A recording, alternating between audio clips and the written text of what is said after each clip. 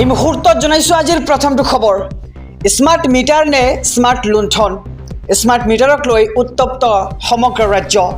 কোনো কাৰণতে মানি লোৱা নহ'ব স্মাৰ্ট মিটাৰৰ মাধমাৰ। স্মাৰ্ট মিটাৰক লৈ ৰাজ্যৰ প্ৰান্তে প্ৰান্তে তীব্ৰ প্ৰতিবাদ।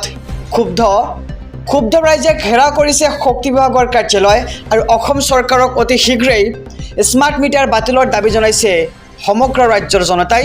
আৰু স্মাৰ্ট মিটাৰ বাতিলৰ দাবীৰে জাঙুৰ খাই উঠিছে এইবাৰ সমগ্ৰ জনতা আৰু ক্ষুণ্ণ হৈ পৰিছে মুখ্যমন্ত্ৰী আৰু শক্তি মন্ত্ৰীৰ বিৰুদ্ধে। কোনো কাৰণতে মানি লোৱা নহ'ব স্মাৰ্ট মিটাৰৰ মাধমাৰ। আৰু স্মাৰ্ট মিটাৰক লৈ ৰাজ্যৰ প্ৰান্তে প্ৰান্তে এতিয়া তীব্ৰ প্ৰতিবাদ দেখিবলৈ পোৱা গৈছে আৰু ক্ষুব্ধ ৰাইজে ঘেৰাও কৰিছে শক্তি বিভাগৰ কাৰ্যালয়। এই মুহূৰ্তত জনাইছো আজিৰ দ্বিতীয় নম্বৰ খবৰটো।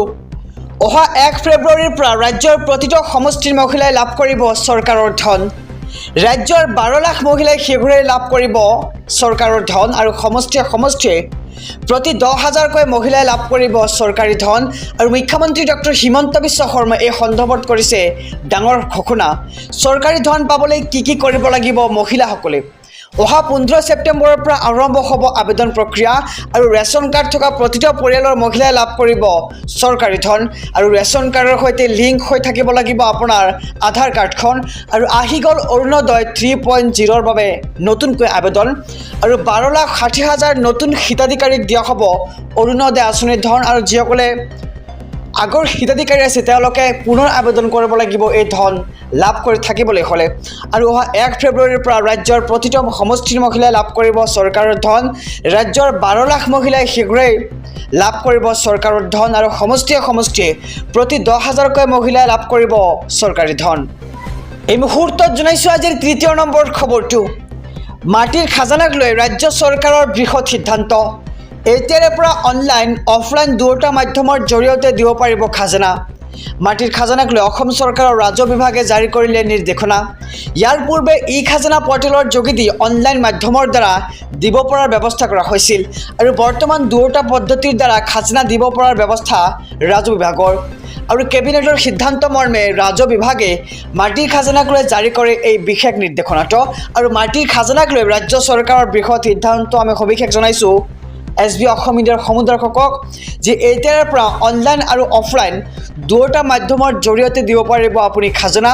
আৰু মাটিৰ খাজানাক লৈ অসম চৰকাৰৰ ৰাজহ বিভাগে জাৰি কৰিছে এই বিশেষ নিৰ্দেশনা। আৰু ইয়াৰ পূৰ্বে ই খাজানা পৰ্টেলৰ যোগেদি অনলাইন মাধ্যমৰ দ্বাৰা দিব পৰাৰ ব্যৱস্থা কৰা হৈছিল। আপুনিও লাভ কৰে নেকি অৰুণোদয় আঁচনিৰ ধন? যদি আপুনি অৰুণোদয় আঁচনিৰ ধন লাভ কৰে তেন্তে আপোনাৰ বাবে আহি পৰিছে ডাঙৰ খবৰ। অৰুণোদয় আঁচনিৰ তালিকাত বাদ পৰিব পাৰে আপোনাৰ নাম।